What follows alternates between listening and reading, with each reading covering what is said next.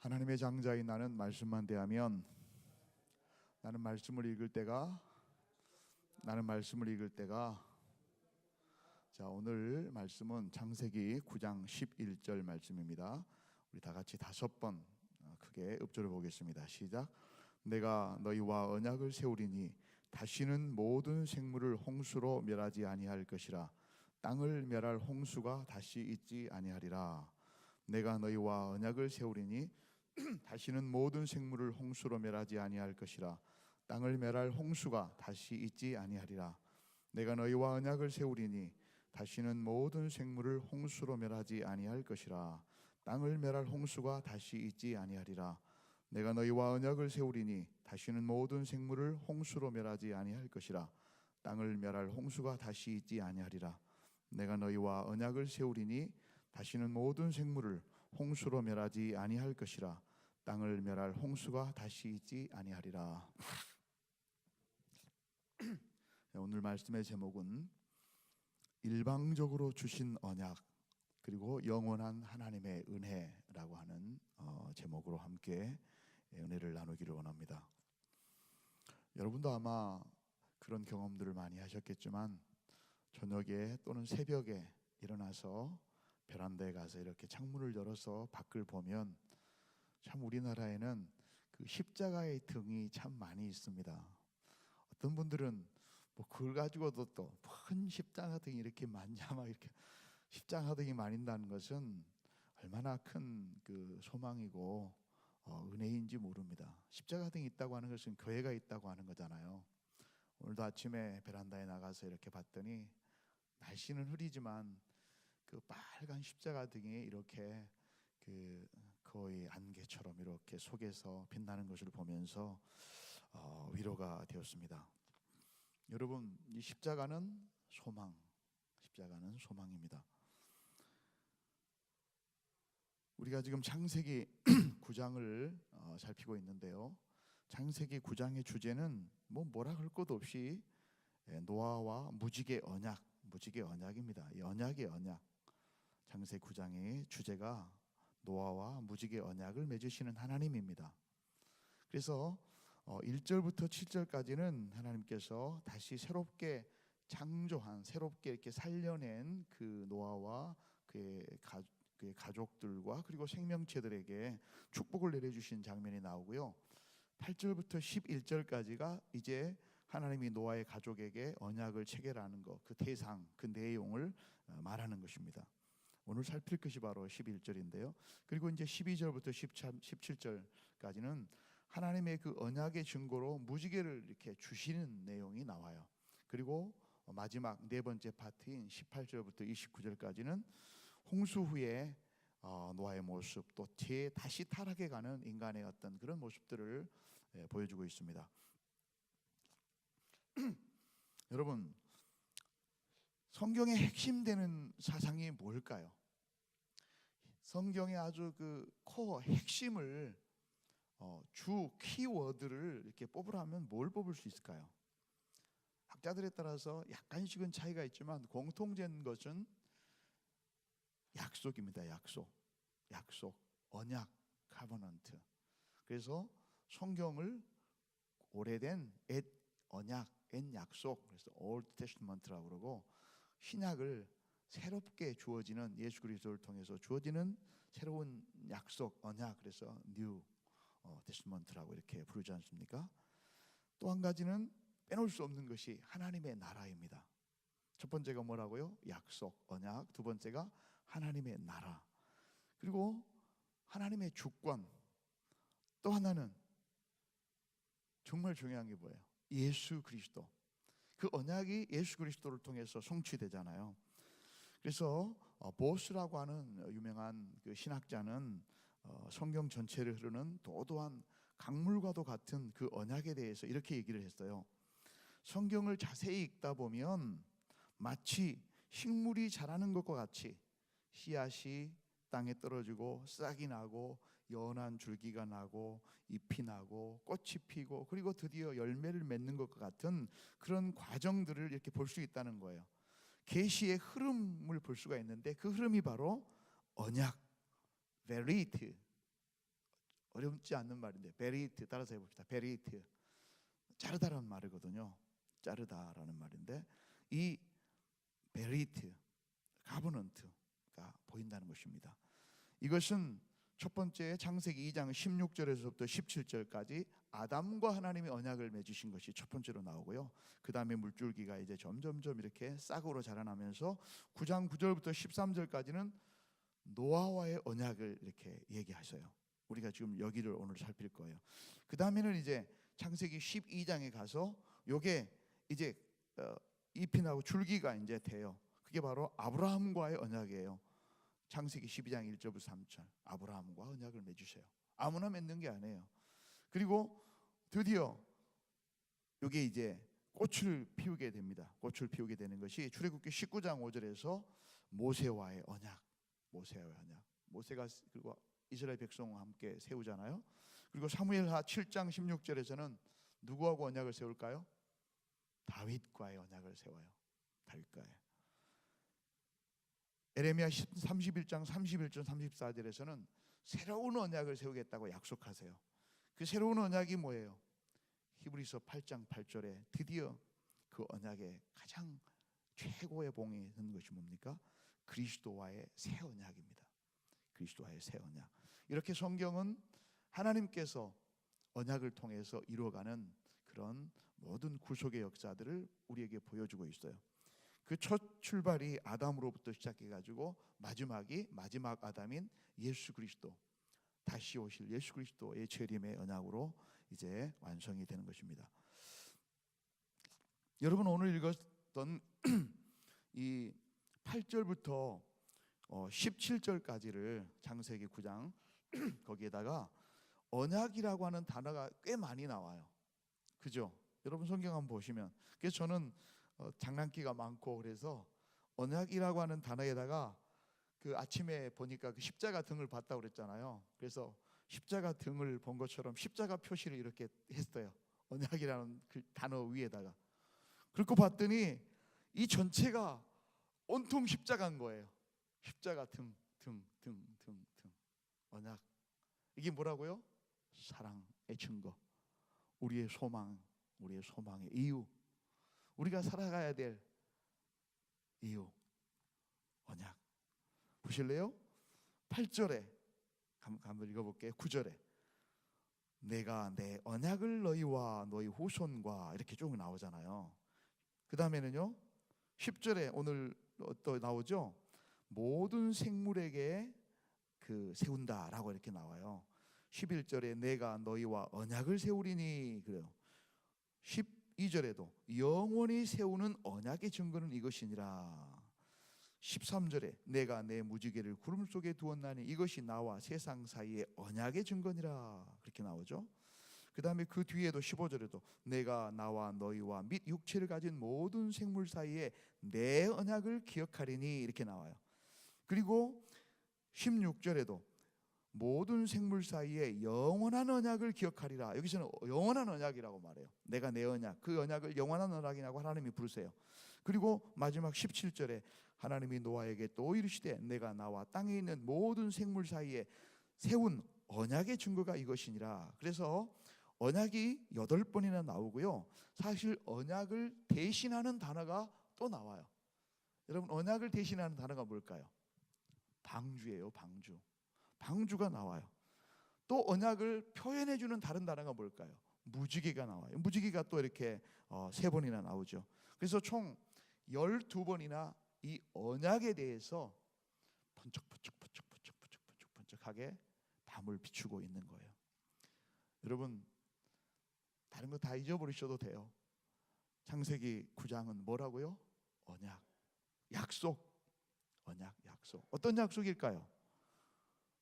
구원해 주시겠다는 약속은 이미 지키셨고 영원히 멸망하지 않겠다고 하는 약속, 그리고 앞으로 장차 너희들을 죽음 가운데서도 다시 살려낼 예수 그리스도의 그 영원한 언약, 그 언약을 우리에게 예표하고 있는 것입니다. 언약에 해당되는 언약의 단어가 아까 뭐라고 우리 읽었죠? 베리트. 따라서 해보실래요? 베리트. 이거는 쪼개다, 끊어버리다, 이 도끼로 쪼개다, 끊어버린다 칼로, 이런 아주 엄청난 말이에요. 이 말은 그때 근동에서 흔히 약속을 할 때에 있었던 그런 상징적인 그런 행동이었고, 그 약속은 근동에만 있었던 것이 아니라 우리나라와 중국에서도 있었어요. 혹시 삼국지나 다른 거 보면, 또는 유럽에도 있어요. 약속을 할 때 칼로 이렇게 피를 봐요. 피를. 그리고 삼국지에도 보면 도원결의를 할 때 말을 잡아가지고 말피를 가지고 이렇게 서로 나누고 마시고 바치고 그런 거잖아요. 그런 것들입니다. 이런 것들이 바로 그 상징적인 것이 내려온 거예요. 그래서 만약에 약속의 그 당사자 중에 한 명이라도 그 언약을 깨트릴 경우에는 이 짐승을 쪼개듯이 쪼개물 당할 것이다. 목숨 걸고 이것은 지켜야 된다고 하는 것을 상징하는 아주 무서운 내용을 포함하고 있는 것입니다. 15장 9절 11절에 나중에 이제 앞으로 곧 살펴볼 텐데, 아브라함 그 동물 쪼개는 그 내용들이 아마 쭉 이렇게 나올 거예요. 이런 것입니다. 사람들 사이에 우리 언약을 하잖아요. 사람과 사람들 사이의 언약은 그냥 야 너 약속해 그리고 그렇게 하는 게 아니에요. 혼자 하는 것이 아니라 양쪽이 동등하게 의무를 지고 동등한 조건 가운데서 해. 이것을 쌍무적 언약이라고 그래요. 그래야 계약이 성립이 되는 거잖아요. 너는 이렇게 하고 너는 이렇게 할 것이다. 결혼도 마찬가지일 것이고. 그래서 이제 사인하고 그걸 지키기로 하는 것이죠. 근데 하나님과의 언약은 그렇지가 않아요. 하나님과 사람 사이에 어떻게 이게 계약이 되겠어요? 하나님께서 일방적으로 우리에게 그렇게 하시겠다고 말씀하신 거예요. 그래서 하나님이 주시는 이 언약은 일방적인 주권으로 맺어진 편무 언약이에요. 하나님과 조물주인, 창조주인 하나님과 조물주인 인간이 어떻게 하나님 앞에 약속을 지켜? 하나님은 지키실 수 있죠. 우리가 그 약속을 지켜요. 그것은 뭐예요? 자녀, 아버지와 아들이 할 수 없지만 약속 손 걸고 꼭 너 나중에 너 뭐 할 거지? 이렇게 약속하는 사랑의 언약인 것입니다. 은혜의 언약인 것이에요. 이 언약은 하나님의 주체가 되셔서 그렇게 맺어주신, 주권적으로 세우신 언약이에요.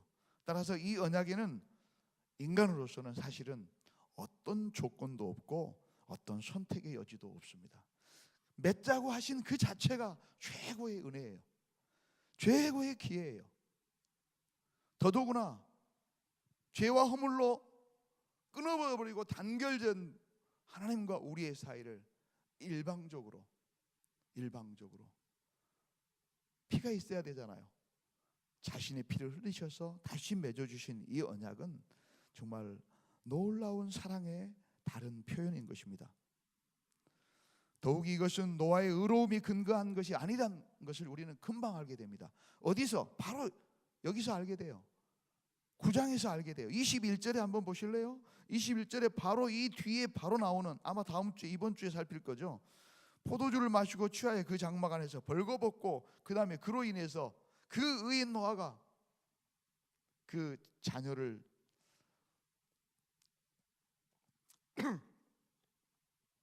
저주하는 그런 일까지 있었잖아요. 그렇다면 이 언약은 대체 뭘까요?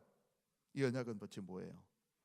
이 언약은 아까도 얘기했었던 정말 하나님께서 그렇게 자비로, 오직 은혜로, 하나님의 성품에 근거한 은혜의 언약이었다는 것을 우리가 알 수 있습니다. 하나님의 언약은 어떤 언약이라고요? 편무적인 언약, 즉 은혜로 해주신 언약이라는 것입니다. 그 은혜의 당사자가 누구예요?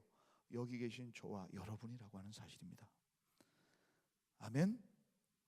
사랑하는 여러분, 오늘 이 말씀 한마디라도 여러분이 붙들고 기억한다면 얼마나 마음이 따뜻해지고 위로와 힘이 되고 소망이 되는지 모릅니다.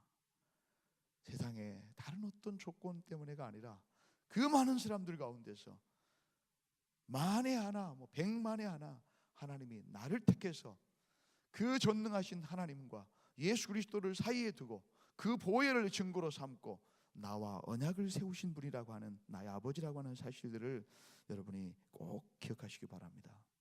어마어마한 힘이 될 것입니다. 어마어마한 소망과 위로의 근거가 될 것입니다. 우리에게 더 기쁜 소식은 뭘까요? 이 언약은 신실하신 하나님의 영원한 언약입니다. 영원한 언약입니다. 아멘.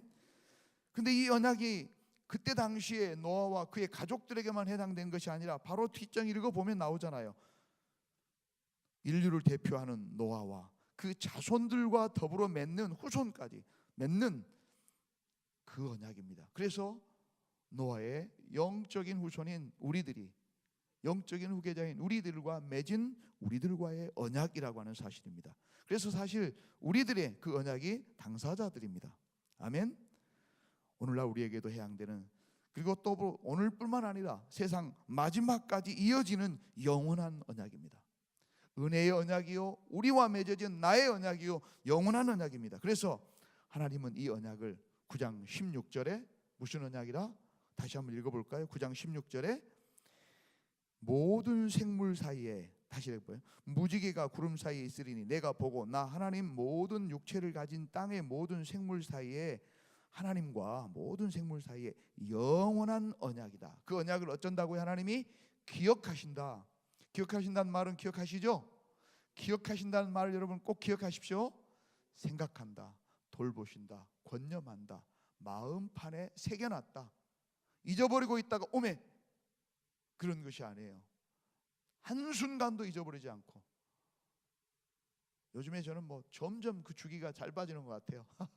오늘 아침에도 김재래 전사님한테 이거를 5시에 보냈다고 착각을 하고 할랑할랑 있다가 집을 나오는데 김재래 전사님 전화가 뜨르르 왔어요. 아, 딱 알죠.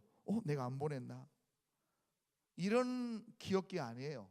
그때서 기억이 새로워지는 그런 기억이 아니에요. 잊을 수도 없는, 내가 그것을 뭐라고 그래요? 마음판에 새겼다는 겁니다. 마음판에. 절대 잊을 수 없다라는 거예요. 하나님이 이 언약을 지키시는 신실하신 분이십니다. 아멘.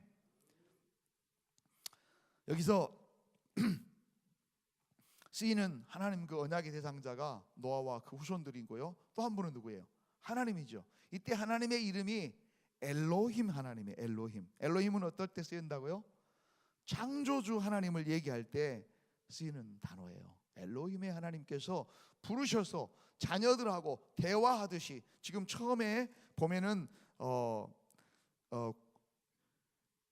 앞에 있었던 8장 15절에 하나님이 노아에게 말씀하여 이르시되라고 하는 말이죠. 이 말이 바로 그 말이에요. 그냥 일방적으로 얘기하는 것이 아니라 사랑하는 자녀와 가까이서 대화하는 것처럼 2번이나 이 단어를 쓰는데, 이 단어가 9장 1절에 똑같이 나와요. 하나님이 노아와 그 아들들에게 복을 주시며 그들에게 이르시되, 이 말이 바로 똑같이 나와요. 그리고 나서 그들에게 뭘 하신다고요? 오늘 얘기가 나온 말이죠. 무지개 언약을 맺으시는 것입니다. 내가 너희와 언약을 뭐 하리니? 세우리니. 이 세운다고 하는 말이 메킴이라고 하는 단어예요. 메킴이라고 하는 단어는 제정한다, 써가지고 제정한다, 또는 선천한다, 프로크레임, 포고하고 선전한다라는 말이에요. 그 말에는 또 한 가지 중요한 말이 숨겨져 있습니다. 성취한다. 하나님이 말씀하시고 하나님이 선포하시고 하나님이 제정하신 것은 반드시 성취되는 것입니다. 말씀으로 천지와 만물을 이루신 분이 하신 언약입니다. 아멘. 그래서 그 언약은 영원한 언약인 것입니다. 신실한 언약인 것입니다. 반드시 성취됩니다. 그 성취의 증거가 무엇입니까? 임마누엘, 내가 너희와 함께하리라. 하나님이 우리와 함께한다고 하는 주님, 우리에게 오신 우리 구주 예수 그리스도가 바로 그 언약의 실제에 나타난 모습인 것입니다. 사랑하는 여러분, 그렇다면 우리는 어떻게 해야 합니까? 무슨 일이 있어도 세상 끝까지 어떤 상황 속에서도 일방적으로 주어진 하나님의 은혜의 언약인 예수 그리스도를 우리는 믿어야 합니다. 아멘. 그리고 그 언약, 구원의 방주이신 그분 안에 머물러 그분과 더불어 먹고 그분으로 인하여서 살아내야 되는 것입니다. 오늘 11절에 그 언약의 핵심 내용이 무엇입니까? 내가 너희와 언약, 아까도 얘기했죠. 베리트, 쪼개다 끊다, 그것을 세운다, 이미 이룬다는 말이에요. 선포할 뿐만 아니라 이룬다는 거예요. 다시는 모든 생물을 홍수로, 여기서 이 홍수는 민매 한마불이라고 하는 말이에요. 그 말은 그 이 부정관사가 딱 정관사죠. 정관사 붙어 있어요. 그 홍수라는 거예요. 그 홍수, 그냥 홍수가 아니라, 그냥 비 조금 와가지고 범람하는 그 홍수가 아니라 노아 때와 같은 그런 홍수로는 다시 멸하지 아니하고, 그리고 땅이 멸할 홍수가 여기서는 그냥 마블이에요. 그냥 일반적으로 그 뒤에 홍수가 전혀 한 번도 안 난다라는 말이 아니에요. 그런 홍수로는 다시 있지 아니하리라. 한마디로 다시는 그런 노아 때와 같은 홍수를 도구로 사용하셔서 세상을 멸하시지 아니하시겠다고 하는 보존의 약속입니다. 그 약속의 기한이 언제입니까? 8장 22절에 땅이 있을 동안에, 땅이 있을 동안에, 영원이란 말이에요. 영원히. 그래서 노아의 언약은 홍수의 심판을 가져왔지만 구원의 은혜가 행해지도록 보존하시는 보존의 언약인 것입니다. 노아의 언약은 첫 번째 어떤 일방적인 언약이었습니다. 두 번째로는 그것은 은혜로 맺어진 언약이었습니다. 그리고 신실하신 하나님께서 반드시 이루신 영원한 언약이었습니다. 그 언약의 내용은 우리를 끝까지 보존해 주시겠다고 하는 보존의 언약인 것입니다. 우리는 구원의 방주인 예수 그리스도를 통해서 우리를 다시 살리시고 영원토록 우리와 함께 하시고 우리를 보존하실 신실하신 그 하나님의 언약을 끝까지 굳게 붙들고 담대히 당당하게 어떤 일이 있어도 do not fear, 두려워하지 말고 주님만을 의지하고 주님만을 바라보고 그 언약을 붙들고 나아가는 것입니다. 그것이 언약의 백성, 언약의 자녀, 하나님을 아버지로 믿고 하나님을 나의 온전한 보호자요 책임자로 믿고 따라가는 그 자녀의 모습입니다. 때로는 힘든 일도 있겠죠. 비바람도 있겠죠. 그러나 그 언약이 바로 나에게 세워진 언약이에요.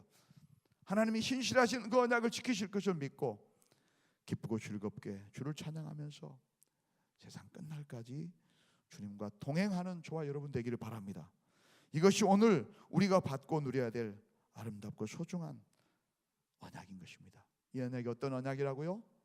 일방적으로 하나님께서 우리에게 주신 언약이고, 이것은 어떤 언약이라고요? 은혜로 다시 우리와 관계를 맺고 자녀를 회복하기 위한 은혜의 언약이고, 이 언약은 신실하신 하나님, 한 번 선포하신 것은 반드시 이루시는 하나님이 하신 영원한 언약인 것입니다. 이 언약의 주체가 바로 누구입니까? 전능하신 하나님, 우리의 아버지 되시는 그 하나님, 우리의 보호자 되시는 하나님, 우리와의 언약을 결코 잊지 아니하시고 기억하시는 그 하나님, 그리고 부족한 것 같지만 그 하나님 앞에 은혜 입고 사랑받는 여기 계신 여러분과 제가 세운 그 언약인 것입니다. 바로 여러분이 하나님이 직접 찾아오셔서 언약을 맺어준 언약의 당사자 예수 그리스도가 우리의 증거자 되시고 우리의 하나님의 신부 되셔서 그 피로 우리에게 맺어주신 그 언약의 대상이라고 하는 것을 기억하시고 오늘도 기뻐하시는 여러분 되시기 바랍니다. 감사하시기 바랍니다. 이 신실하신 언약을 마음속에 새기고 하나님이 어떤 순간에도 나를 떠나지 않고 나를 보호하시고 나를 책임지시겠다고 하는 이 말씀을 붙들고 담대히 주와 동행하시기를 주님의 이름으로 축복합니다. 시간이 지났지만 잠깐 간증을 하면, 지난번에 제가 주일날 설교 드렸을 때 했었던 그 집사님께서 또 저를 그저께인가 만났는데요. 정말 어려우신 형편인 것 같아요. 또 그 얘기를 하고 뭐 들려드릴 말씀이 없어서 오늘 이 말씀을 읽어드렸습니다. 저녁에 12시가 다 됐는데 문자가 그 집사님에게 왔어요. 목사님, 기도해 주셔서 정말 지푸라기 하나 잡을 수 없는 상황이었는데 하나님께서 또 길을 열어주시네요. 하나님은 정말 우리를 붙드시는 영원한 분이시다고 하는 것을 다시 한번 깨달았다고 하는 고백을 문자로 보내오셨더라고요. 하나님은 그런 하나님이십니다. 신실하신 하나님이십니다. 우리 끝까지 그분, 그 약속, 그 언약 붙들고 나갔으면 좋겠습니다. 기도하겠습니다.